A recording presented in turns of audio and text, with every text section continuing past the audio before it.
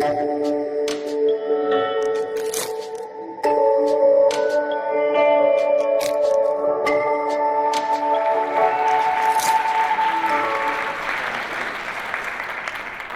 want to talk about connections.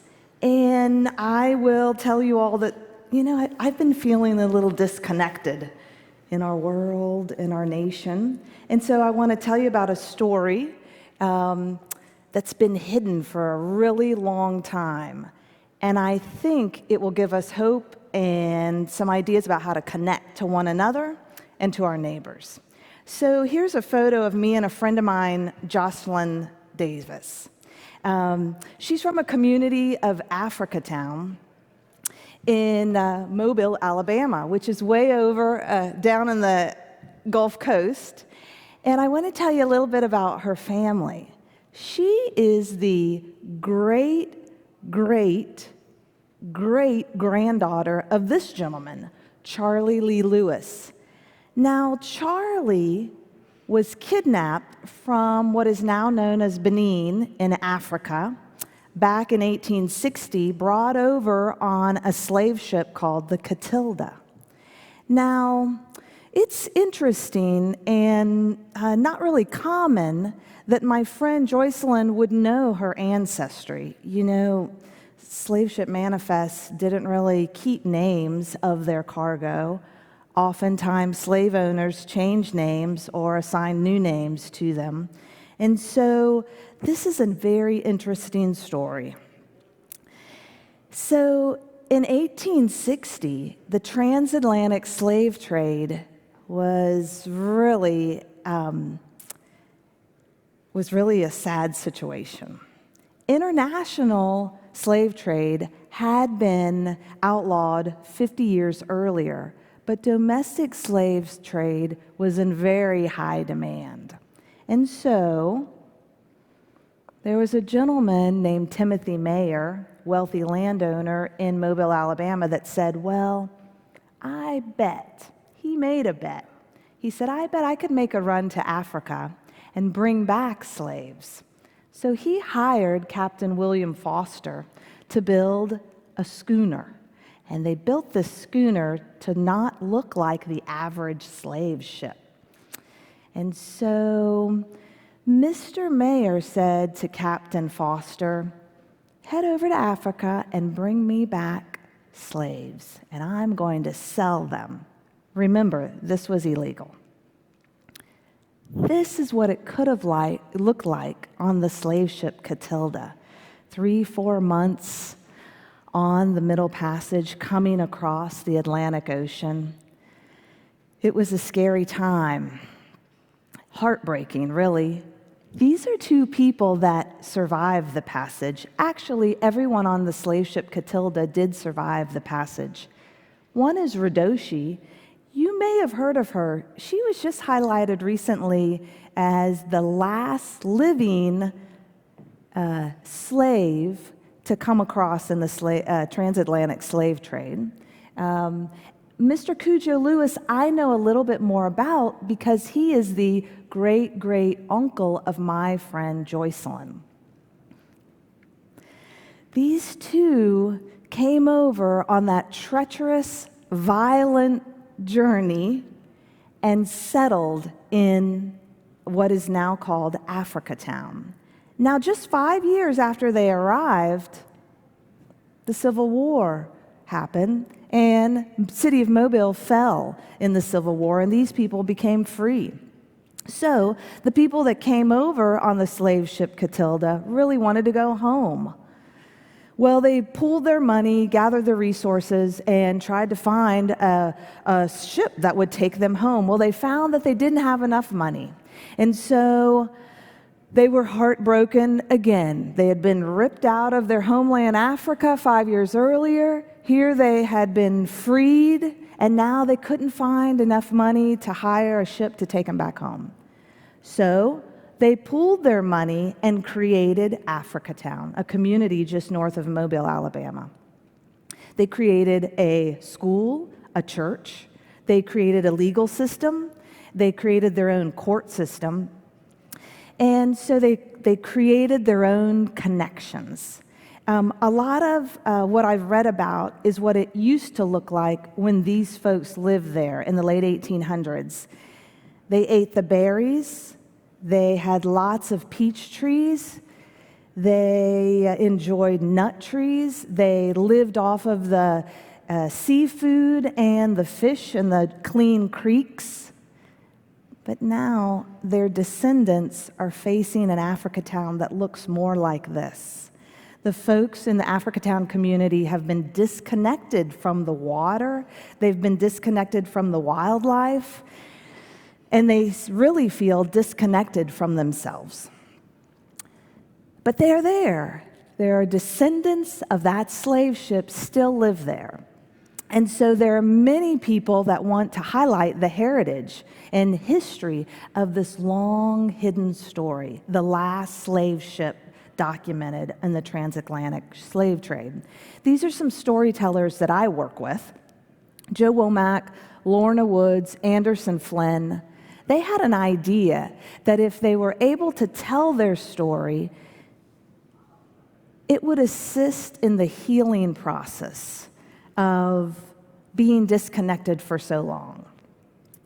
And so they are all part of something called the Mobile County Training School Alumni Association. Now, the Mobile County Training School is not only cool and amazing because it was the first accredited school for African Americans in the state of Alabama, and it is a Rosenwald school. Very interesting history there, where partnership between founders of Sears and Roebuck and Booker T. Washington came together to create schools for African Americans. But something about this school is that it sits on the land that was purchased by the creators of Africatown. They purchased that land from the very man that arranged to have them brought over from Africa and be enslaved. So, Mobile County Training School continues. And their alumni association has grown and grown and grown. And so I say, what in the world do I have to do with this story? What do we have to do with this story? We're figuring it out as we go. There are 2 blue circles up here on our slide, and you can kind of tell that the blue swaths are Mobile River, Chickasaw Creek. There's another creek called 3 Mile Creek. The lower blue circle is the area of the historical neighborhoods of Africatown. And the upper circle is a place called Africatown, USA State Park. This is an area owned by the city of Pritchard. Right now, it is just a patch of woods. But that patch of woods has the potential to be a world-class tourism attraction, highlighting West African culture. And so the idea here is, how about we try to connect these 2 places? And maybe we could use the waterways to do it. So the Mobile County Training School Alumni Association applied for technical assistance from the National Park Service Rivers, Trails, and Conservation Assistance Program. And I work for that program, and we provide technical assistance to communities throughout the USA, Puerto Rico, and we assist community-based ideas to come to fruition. Could be trails, could be conservation of precious land, could be local parks. So the Alumni Association applied for our technical assistance, and I assisted in bringing folks together. The community really needed to come up with a vision about reconnecting to one another, connecting those 2 blue circles, so we hosted a planning retreat. I'm really proud of this because these are a lot of the community members, if you could imagine, descendants of the slaves brought over on the slave ship Clotilda. These folks have learned to leverage resources. They're working with the Smithsonian, they're working with the Slave Wrecks Project, they're working with many, many universities. This is an example of what they are doing and what we hope that we can inspire you to do. Work with your local universities that have schools of landscape architecture. These folks are here having a virtual meeting in the Africatown Community Center, and the students in the screen are live, and they're scrunched in together, and they're saying hello. Now that is making a connection between Alabama and Mississippi. We have many universities from the state of Alabama working with us too. Those students were landscape architecture students, and they wanted to help to reconnect those folks to the water. This is Mobile River, and there's a huge bridge over this river called the Africatown Bridge. This isn't very attractive place right now. And like I mentioned earlier, the community has been disconnected. It's a little dangerous to access this water, and the folks would like to access it. We're thinking we might be able to turn it into a healing shoreline. And healing would not only heal us physically, that looks a lot different from our last slide, but it would also serve as a place where folks could safely touch the water of the river and perhaps begin the steps of healing. Now, the other thing that's really important is the word connections. Connections, connections, right? Have I said it enough? So the project involves 4 jurisdictions, 3 cities, 1 county. These folks have never worked on a regional-wide recreation or tourism project before.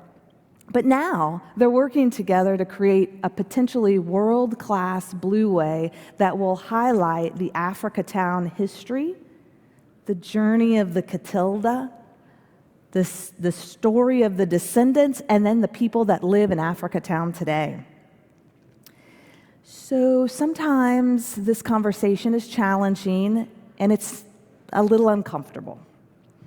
So we've incorporated some traditional rituals, and we would encourage you to do that too in the projects that you're working on when you feel like you've come to an uncomfortable spot. In some of our events and activities, we create what's called the Circle of the Elders. And here, young people are leading elders into a circle and creating a circle where members of the community will enter to ask permission to begin their activity. And that has meant a lot to the community members, handing down these rituals, these traditions, especially connected to Africa. Another very important ritual that we have begun is we've begun mixing the waters. And here are representatives of the 4 jurisdictions that are working on the Africatown Connections Blueway, and each representative has a vessel of water. And they're pouring their water into one single vessel. We're hoping that that water that's in that single vessel will heal and be shared and inspired others as we go. So what if we could play a part in helping to heal the wounds of heartbroken people that have been ripped from their homeland, to heal the wounds that still exist in their ancestors? What if we could do that? I believe that the Africatown Connections Blueway, that it could and will be something to create hope and resilience for not only the people of Africatown and the descendants, but for the USA and beyond. Thank you very much.